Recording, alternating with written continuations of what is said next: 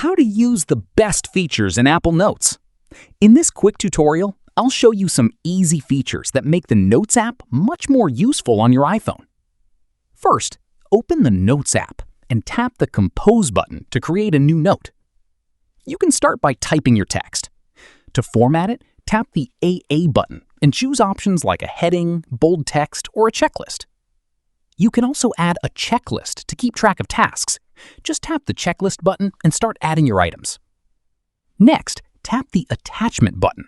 Here, you can add photos, scan documents, or attach files directly to your note. If you want to draw something, tap the Markup button and use your finger to write or draw on the screen. Another useful feature is Search. If you have lots of notes, use the search bar to quickly find a specific note or piece of information. And if you use the same Apple account on your other Apple devices, you can turn on Notes in iCloud to keep your notes synced across your devices. And that's it. These simple features can make Notes much more useful for taking notes, managing tasks, scanning documents, and keeping everything organized.